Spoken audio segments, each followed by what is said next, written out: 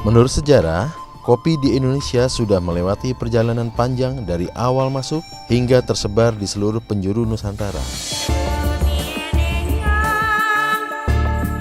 Beberapa literatur tua dan artikel-artikel yang telah lebih dulu mengulas tentang sejarah masuknya kopi ke bumi pertiwi menyebutkan bahwa pada tahun 1696, pemerintah Belanda membawa kopi dari Malabar, sebuah kota di India, masuk ke Indonesia melalui Pulau Jawa. Rentetan kronologi sejarah kopi di Indonesia merupakan satu dasar kuat yang meletakkan posisi Indonesia di dunia internasional lewat produksi komoditas kopi. Indonesia dikenal sebagai salah satu negara penghasil kopi terbesar keempat di dunia setelah Brasil, Vietnam, dan Kolombia, dan dikenal juga sebagai negara yang menjadi referensi produksi kopi berkualitas baik.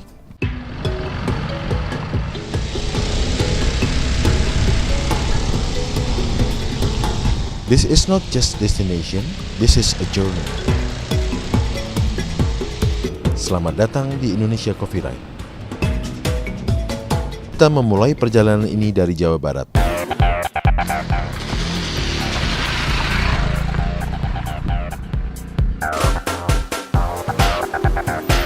Malabar Mountain Coffee, kopi Malabar, pesona kopi Priangan.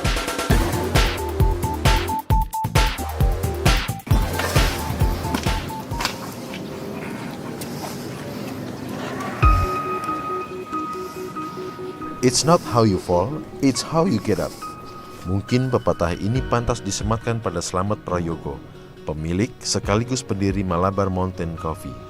Sayang, hari itu Pak Yoga sedang berada di Kalimantan, sehingga beliau mengamanatkan Mas Irwan untuk menemani kami.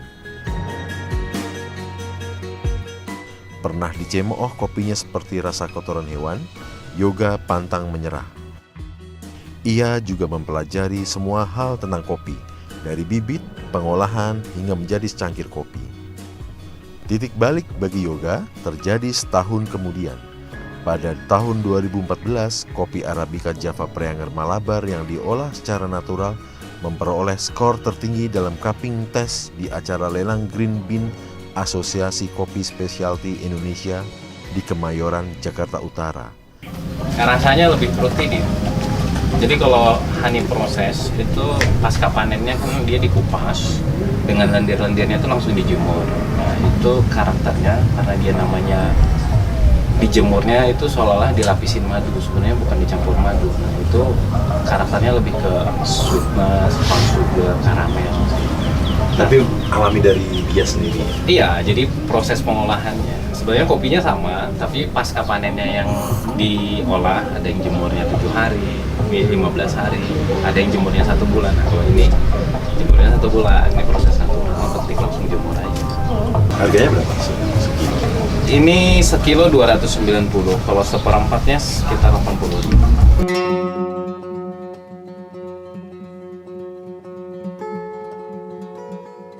Kopi di Pangalengan merupakan keturunan dari kopi di daerah Malabar, India yang didatangkan oleh pemerintah kolonial Belanda pada awal abad ke-17. Sejak itu, biji kopi berkualitas tinggi dari tanah Pasundan membanjiri Eropa. Setelah selesai proses pengeringan, biji kopi ini disortir menjadi 3 bagian. Yang pertama adalah kelas specialty. Bijinya hampir sempurna dan lebih besar. Yang kedua adalah premium. Ini premium grade, ini specialty. Ini berapa sekilo? Ini sekitar 50 sampai 60 lah. Ini Kita jualnya 140. 140. Ya. Jauh banget. Karena kalau premium dia karena pecah, itu rasanya nggak konsisten dia. Dan yang ketiga adalah kelas komersial, yaitu biji kopi berukuran kecil bercampur dengan biji kopi yang tidak utuh atau pecah. Ini jelek, tapi ini harganya lebih bagus dibandingin Robusta. Robusta itu pasarannya 23.000 kalau nggak salah ya. Ini masih seharga 30.000. Ini aja masih mahal.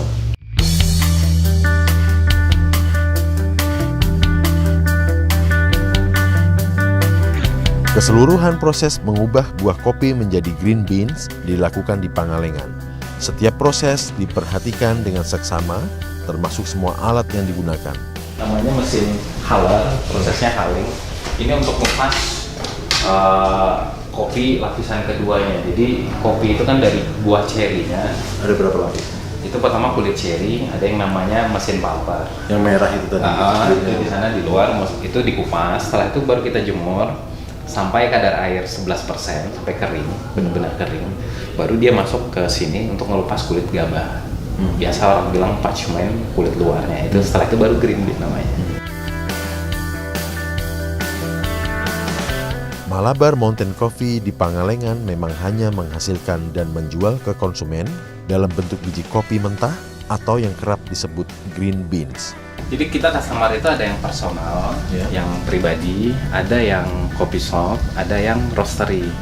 Nah roastery itu dia beli green bean kita, dia branding baru jual ke coffee shop lain. Nah mereka biasanya umumnya belinya yang seperti ini.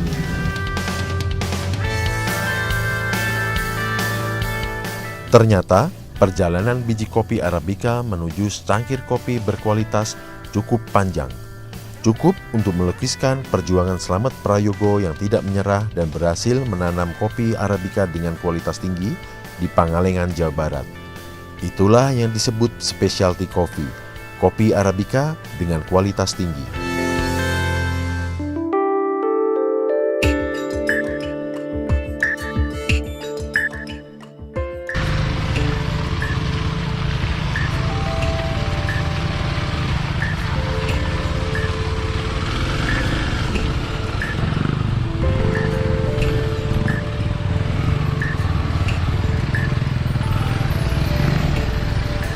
Hari berikutnya, tim Indonesian Coffee Ride menyambangi penjual kopi legendaris di Bandung, Kopi Aroma.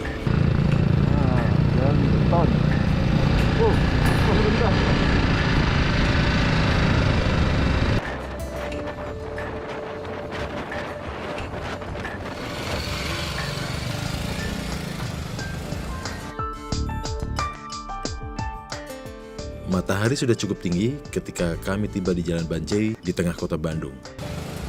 Kopi Aroma ini memang udah sangat terkenal ya, nggak usah dijelasin lagi seperti apa terkenalnya. Lihat aja tuh antrinya. Orang beli kopi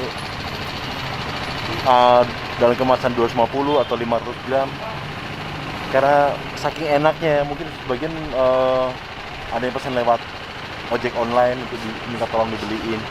Tapi mereka tidak buka, Kopi Aroma ini tidak membuka kafe, tidak membuka cabang, dan tidak jualan online. Jadi kalau ada yang jualan online berarti pedagang itu beli di sini terus dijual di online. Lihat aja tuh antriannya.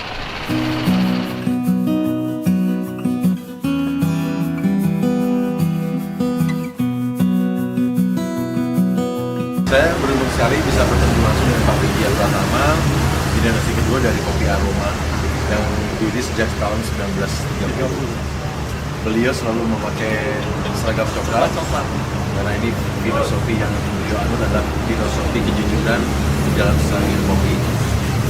Kita lihat tadi juga pegawainya selalu Semua coklat.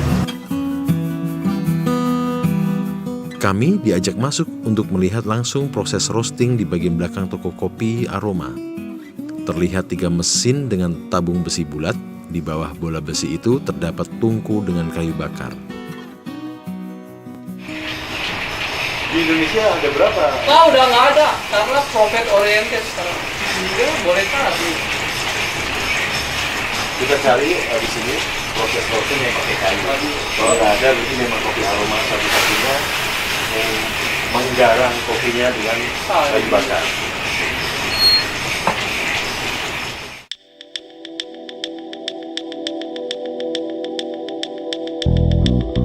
Tak terasa, hampir 2 jam kami berada di dapur Kopi Aroma. Pak Widya dan anak buahnya bersiap menuang biji kopi yang dipanggang. Inilah saat yang kami tunggu. Biji kopi yang berasap itu langsung diratakan supaya dingin dibawa ke mesin penggiling dan diubah menjadi kopi bubuk.